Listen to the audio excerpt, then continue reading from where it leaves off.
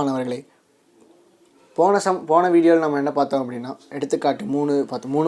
மூணாவது பாடத்தில் நம்ம 3 எடுத்துக்காட்டு பார்த்தோம். இந்த இதில் வந்து என்ன பார்க்க போகிறோம் அப்படின்னா, எடுத்துக்காட்டு நான்காவது கணக்கு பார்க்க போகிறோம். நான்காவது கணக்கு என்ன சொல்கிறாங்க அப்படின்னா, முதல்ல வர 7 கணக்கும் கணக்கியல் சமன்பாட்டு தான் கொடுத்துருக்காங்க. இந்த 4வதுலேருந்து தான் உங்களுக்கு 3 மதிப்பெண் 3 மார்க்ஸ் எல்லாம் உங்களுக்கு ஸ்டார்ட் ஆகுது.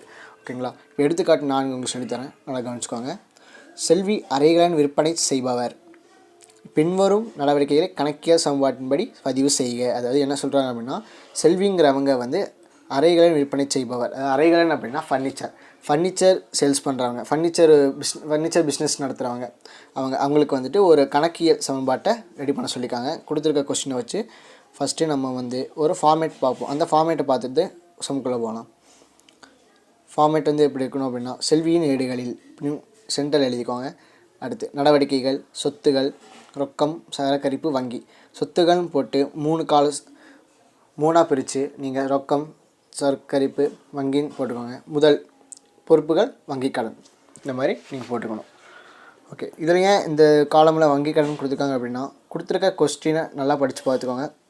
எந்த சம்மாக இருந்தாலும் சரி, கொடுக்குற கொஸ்டின் நல்லா படித்து பாருங்கள். படித்து பார்த்தா தான் உங்களுக்கு அந்த சம் போடும்போது, உங்களுக்கு கணக்கு போடும்போது உங்களுக்கு புரியும். எந்த மாதிரி போடணும், எப்படி போடணும், எந்த ஃபார்மேட்டில் போடணுன்னு உங்களுக்கு புரியும். ஓகேங்களா? இப்போ நம்ம பார்ப்போம். ரொக்கத்துடன் தொழில் தொடங்கியது 1 லட்சம். அதே தான் கொஸ்டினில் இருக்கிற அப்படிங்க எழுதிட்டு 1 லட்சத்தை ரொக்கத்தில் காசில் ஆட் பண்ணிவிட்டு, சரக்கரிப்பில் ஒன்று வேணாம், வங்கியில் வேணாம், முதல்ல ஆட் பண்ணுறீங்க. எப்போவுமே ஃபஸ்ட் எடுத்தோடனே ரொக்கத்துலேயும் சரி முதல்லையும் சரி ப்ளஸ்ஸை கொடுக்குற அமௌண்ட்டை போட்டுருங்க. அடுத்த சமன்பாடு என்ன பண்ணுறீங்க அப்படின்னா, அந்த ஃபஸ்ட்டு எழுதின அந்த சம்மை ஹைலைட் பண்ணி அதை எடுத்து காட்டுங்க. கீழே அந்த அண்டர்லைன் பண்ணி காட்டுங்க. நெக்ஸ்ட், வங்கியில் செலுத்திய ரொக்கம் -60,000. அதாவது வங்கியில் செலுத்திய ரொக்கம் 60,000. இப்போ நீங்கள் வந்து வங்கியில் வந்து உங்களுக்குன்னு ஒரு கணக்கு ஓப்பன் பண்ணுறீங்க. அதுக்கு பண்ணும்போது ஃபஸ்ட் எடுத்துன்னு ஒரு காசு கேட்பாங்க, காசு கொடுக்கணும். அப்போ நம்ம எவ்வளோ காசு கொடுக்குறோம் அப்படின்னா -60,000 கொடுக்குறோம். இப்போ 60,000 கொடுக்குற வெளியே போகிறனால நம்ம மைனஸ் நீங்கள் போடுறோம். வங்கிக்கு போகிறனால இது +60,000 போடுறோம். அது வந்து உங்கள் கையில் இருக்கிற காசு பேங்க்குக்கு போகுது. இப்போ உங்கள் கையில் இருக்காது, பேங்க்கில் இருக்கும், அதான் ப்ளஸ்ன்னு போடுறோம். இங்கே அவ்வளோதான். சமன்பாடில் இது மைனஸ் பண்ண 40,000, இது 60,000, மொத்தம் 1 லட்சம். வங்கியிலிருந்து கடன் பெற்றது. அது நம்ம வங்கியிலேருந்து நமக்கு கடன் வாங்கியிருக்கோம் நம்ம. அப்போ வங்கியில் வந்து +25,000 போடுறோம், வங்கி கடனுக்கு +25,000 போட்டுரும். சமன்பாடில் 40,000, இந்த 60,000 25,000 ஆட் பண்ணி 85,000 போடுறோம். இங்கே 1,25,000. அடுத்து, காசோலை மூலம் சரக்கு வாங்கியது. நம்ம வந்து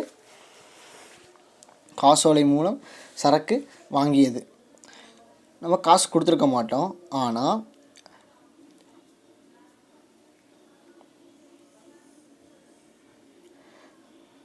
காசோலை மூலம், காசோலைங்கிறது அப்படின்னா இங்கிலீஷில் வந்து செக்குன்னு சொல்லுவாங்க. செக்கு தமிழில் காசோலைன்னு சொல்கிறாங்க. நம்ம வந்து சரக்கு வாங்கியிருக்கோம், ஆனால் செக் கொடுத்துருக்கோம் நம்ம. அதனால் ஸ்டாக்கில் அது இப்போ சரக்கில் வந்துட்டு +10,000 போடுறோம், பேங்க்கில் வந்து வங்கியில் வந்து -10,000 போடுறோம். சமன்பாடில் 40,000, 10,000, 75,000 போட்டு 1,75,000 போடுறோம். சொந்த பயனுக்காக ரொக்கம் எடுத்தது. அது உங்களுக்கு சொந்த செலவுக்காக நீங்கள் காசு எடுத்துக்கிங்க வங்கியிலேருந்து. அது வந்து காசில் வந்துட்டு ரொக்கத்தில் வந்து மைனஸ் பண்ணுறோம். -5,000 ஒன்றில் அது கேபிட்டல்லையும். ஏன்னா ப்ரெசன்ட் யூஸ், அது சொந்த செயலுக்காக எடுத்தப்படுது அப்படின்னா ரொக்கத்துலேயும் மைனஸ் ஆகும், உங்கள் முதல்லையும் மைனஸ் ஆகும்.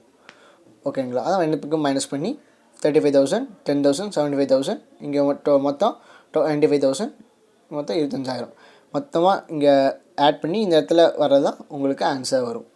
அடுத்து, அலுவலக தேவைக்காக ரொக்கம் வங்கியிலிருந்து எடுத்தது. ஆஃபீஸ், அதாவது உங்கள் அலுவலகத்துக்காக நீங்கள் தேவையான ரொக்கத்தை நீங்கள் எடுத்துருக்கீங்க. அதனால் உங்களுக்கு 3,000 காசு உங்களுக்கு வந்திருக்கு, வங்கியிலேருந்து 3,000 மைனஸ் ஆகிருக்கு. இப்போ இங்கே ஒரு இடத்துல வந்து இந்த இடத்துக்கு போகுது அப்படின்னா, ஒரு இடத்துல மைனஸ் ஆகும், ஒரு இடத்துல ப்ளஸ் ஆகும்.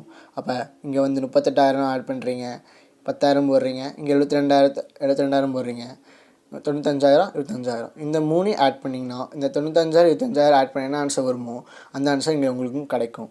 ஓகேங்களா? இந்த கணக்கு வந்து உங்களுக்கு ஏதாவது சந்தேகம் இருந்துச்சு அப்படின்னா, புரியல அப்படின்னா கீழே இருக்கிற கமெண்ட் பாக்ஸில் கமெண்ட் பண்ணுங்கள்.